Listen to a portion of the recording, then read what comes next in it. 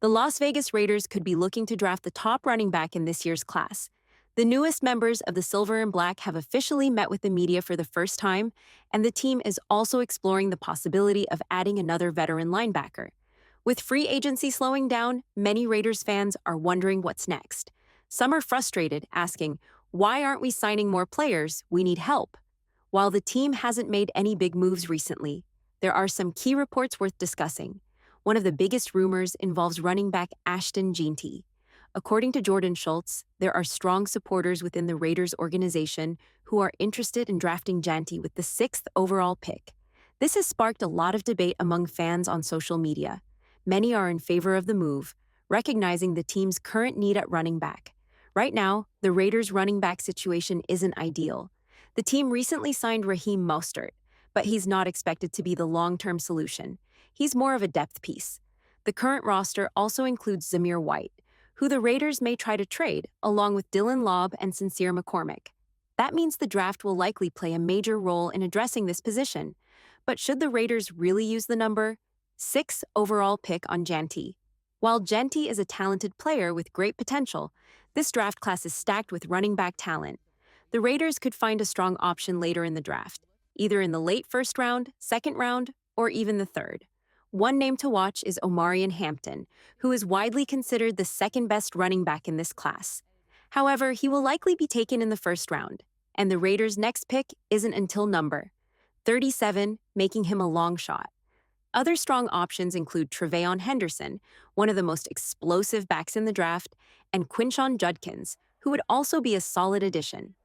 There are also later-round prospects like Devin Neal, a player who doesn't get much attention but has serious potential. His playing style is reminiscent of Dalvin Cook during his college days. Additionally, there are sleeper picks like Cam Skattebo and Dylan Sampson, who could develop into reliable contributors at the NFL level. With so much depth at running back in this year's draft, the Raiders have plenty of options. Whether they go for Jeanty early or wait for value later on, this will be a crucial position to watch as the draft approaches. This year's draft class is stacked with running backs, which is why I'm okay with passing on Ashton Jeanty. There are plenty of talented prospects who could develop into solid starting caliber players in the NFL. If I were making the pick and looking at the offensive side of the ball, outside of the quarterback position, there's no question I'd take Shedeur Sanders if he's available. But my top offensive weapon for the Raiders is wide receiver Tetairoa McMillan, T-Mac. While this draft has some solid wide receivers, none are on McMillan's level. It's surprising to see people on social media criticizing him and calling him an overrated pick at number 6. If the Raiders draft him, they're getting a true number one wide receiver, which is something the team desperately needs. So far, the Raiders haven't made any major moves to strengthen the wide receiver room. Sure, there are still free agents available, and Cooper Kupp's name has been floating around, but reports say he's looking for $14 to $15 million per year. That's a steep price, and the Raiders would be better off looking elsewhere. McMillan has all the traits of a number one receiver. He has the size and skill set to develop into a player like Mike Evans. If you compare him to someone like Drake London, who was drafted by the Falcons, their builds and playstyles are similar. While there are other wide receivers in this class, none are as close to McMillan as running backs like Omarion Hampton and Tre'Veyon Henderson are to Jeanty. Adding more receiving weapons would be a game changer for a quarterback like Geno Smith. The offensive line isn't in bad shape, and the Raiders can still address that in the draft. If they decide to go offensive line in the first round, I wouldn't love it, but it makes more sense than taking a running back that early. Imagine an offense with McMillan alongside Jacoby Myers, Trey Tucker, and Brock Bowers. That's a dangerous receiving core. On top of that, the Raiders could still sign a veteran receiver in free agency. Options like Amari Cooper, Keenan Allen, or Tyler Lockett could be worth considering. At the right price, of course. And since this draft is so deep at running back, the Raiders could grab a quality player later without using a high pick. Heading into 2025, this offense could be in great shape. Again, I wouldn't be completely against drafting Jeanty, but he wouldn't be my first choice. Right now, it feels like the Raiders might be trying to increase the value of the number 6 pick. If a team like the Bears or Cowboys is looking for a top running back, they might be willing to trade up, and if the Raiders can generate interest, they could leverage that pick for a better deal. If the Raiders trade back in the draft, they'll have plenty of solid options. They could still target tetairoa McMillan, T-Mac, pick up a talented running back like Omarion Hampton, or even focus on strengthening the offensive line. Trading back and collecting more draft picks wouldn't be a bad move at all. But what do you think, Raider Nation? Would you take Ashton Jeanty with the 6th overall pick, or does that feel like too much of a reach? Let me know your thoughts. Moving on, the Raiders have lost several key defensive players this offseason. One player who wanted to return but won't be coming back to Las Vegas is Clelin Ferrell. According to Ian Rappaport, the New England Patriots have signed former Raiders edge rusher Quincy Chase on a one-year, $5 million deal. The former first-round pick played well in Vegas, and once again, the Patriots are scooping up another solid Raiders defender. When I first saw the news, I was disappointed. The Raiders couldn't offer him $5 million or even $6 million to stay. But after thinking about it, the move makes sense. Why would Chase return to the Raiders just to be the 4th edge rusher in the rotation? Instead, he now has a chance to be a Week 1 starter in New England. He made the most of his opportunity in Las Vegas, and while it would have been great to keep him as a rotational piece alongside Malcolm Kunsey and Tyree Wilson, the writing was on the wall when the Raiders re-signed Kunsey. Chase likely saw that his playing time would be limited and made the best decision for his career. Interestingly enough, the Patriots have signed yet another former Raider. According to Tom Pelissero, former Raiders safety Marcus Epps has also agreed to a one-year, $4.4 million deal with New England. At this point, it feels like the Raiders and Patriots are swapping identities. First, the Raiders were called the Las Vegas Patriots for bringing in former New England players, and now it looks like the New England Raiders are taking shape. In all seriousness, I wish Marcus Epps the best, but his departure means the Raiders need to address the safety position. Whether it's through free agency or the draft, they need to add more depth, because the current safety group is looking pretty thin. On the bright side, the Raiders finally introduced their newest free agent signings in a press conference yesterday. We got to hear from key defensive additions like Elandon Roberts, Eric Stokes, Jeremy Chinn, and Lonnie Johnson Jr. These 4 players will play an important role in strengthening the defense, and hopefully, they can help turn things around. After listening to the press conference and hearing from the newest Raiders, I'm even more excited about these signings.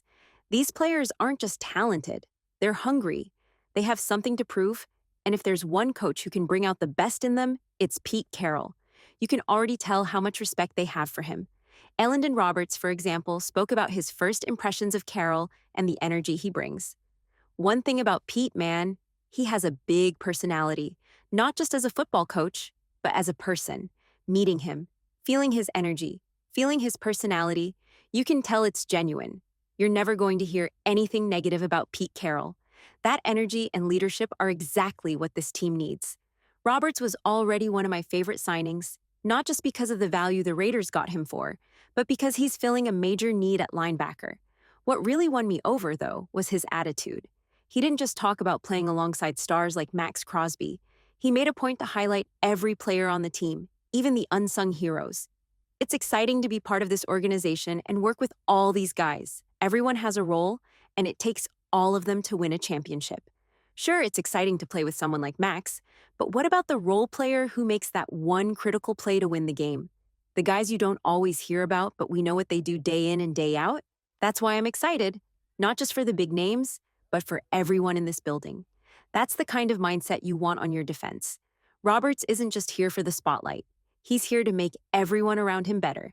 I wouldn't be surprised if he takes on a leadership role and wears the green dot at some point.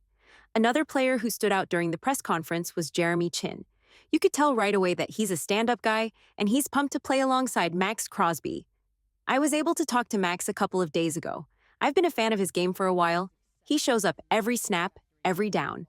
Playing behind that kind of energy is only going to make everyone else better. So on the back end, I'm excited to match that energy. That's the kind of competitive fire the Raiders need.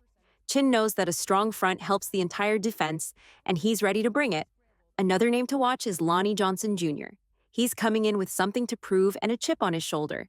You can see how eager he is to give it his all, and that kind of mentality can go a long way in reshaping this defense. Lonnie Johnson Jr. is looking for a home, and hopefully, that home is with the Raiders. One thing is certain, he's going to make the most of his opportunities in Las Vegas. It's been stressful, if we're being honest. But I have coaches here that believe in me, they want to see what I can do, and they're giving me an opportunity to work my way back onto the defense. Whether it's at corner or safety, I've been bouncing around. And part of that was my fault. I asked for a trade out of Houston, and I think things went downhill from there.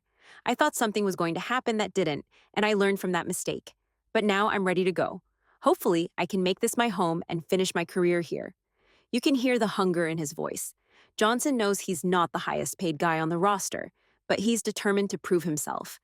My contract shows that.